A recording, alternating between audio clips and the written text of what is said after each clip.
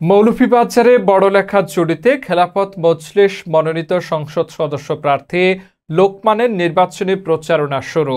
Motor শোভাযাত্রা। আমাদের BD star টিভির বিশেষ প্রতিনিধি জানান, কাতার খেলাফত মজলিস এর উপদেষ্টা মৌলভী লোকমান আহমদকে প্রার্থী ঘোষণা করেছে বাংলাদেশ খেলাফত মজলিস। তাকে মৌলভীবাজার ১ বড়লেখা ও জুড়ি আসনে সংসদ সদস্য প্রার্থী ঘোষণা করার পর মৌলভী লোকমান নির্বাচনী এলাকায় আনুষ্ঠানিকভাবে শুরু করেছেন নির্বাচনী প্রচারণা।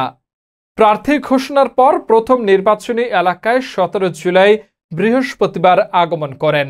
এ উপলক্ষে বড়লেখা ও জুড়ি উপজেলা খেলাফত মজলিসের নেতাকর্মী সহ সাধারণ জনতা মৌলভী লোকমান আহমদকে জুড়ি উপজেলার মানিক সিংহ এলাকা থেকে কয়েকশো মোটর শোভাযাত্রায় বরণ করেছেন নেতাকর্মীরা।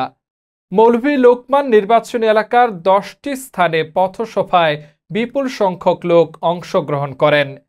নিজ নির্বাচনী এলাকায় পদার্পণ করতেই মৌলভী লোকমান আহমদকে ফুলের তোড়া দিয়ে বরণ করেন খেলাফত মজলিসের নেতাকর্মীরা।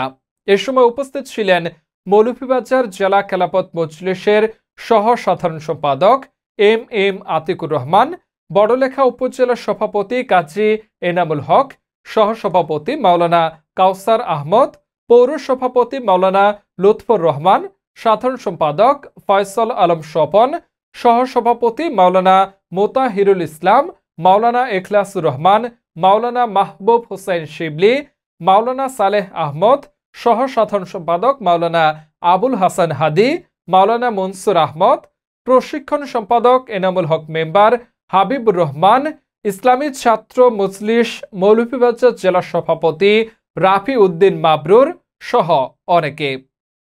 মৌলভী লোকমান আহমদ মানিক সিংহ বাজারে প্রথম নির্বাচনী পথসভা করেন। পরে জুড়ি নিউ মার্কেট চত্বর, দক্ষিণ ভাগ বাজার, কাঁঠালতলী বাজার, বড়লেখা পৌর শহর, দাসের বাজার, আজিমগঞ্জ বাজার সহ 10টি স্থানে পথসভা করেন। আমাদের বড়লেখা এবং জুড়ি আমাদের প্রথম সমস্যা, আমাদের শিক্ষার হার অনেক কম। আমি এই অঞ্চলের যুবকদেরকে, আমাদের ছেলেমেয়েদেরকে সুশিক্ষিত করার জন্য সর্বাগ্রে আমার অগ্রাধিকার ভিত্তিতে এই প্রকল্প থাকবে। দ্বিতীয় হচ্ছে আমাদের যোগাযোগ এবং উন্নয়নের যে ধারাবাহিকতা বিগত দিনে বন্ধ রয়েছে সেটি পুনরায় চালু করা হবে। আমাদের লাতুর ট্রেন বন্ধ রয়েছে, সেটা কিভাবে আবার চালু করা যায় সেই ব্যবস্থা নেওয়া হবে ইনশাআল্লাহ।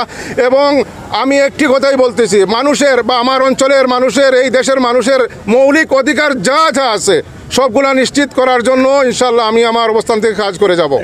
জুলাই যুদ্ধ এই দেশের শান্তি শৃঙ্খলার জন্য, বৈষম্য বিরোধী আন্দোলনে যারা অংশ নিয়ে আজকে তাদের আত্মহত্যার কারণে আজকে আমরা ওপেনলি কথা বলতেছি, আমরা একটি সুন্দর দেশের স্বপ্ন দেখতেছি, আমরা তাদেরকে স্বীকৃতি দেব এবং তাদের জন্য তাদের স্মৃতি যেটা ইসলাম আমাদেরকে এলাও করে সেই ধরনের যত ধরনের উদ্যোগ আছে তাদের আমরা ইনশাআল্লাহ নেব।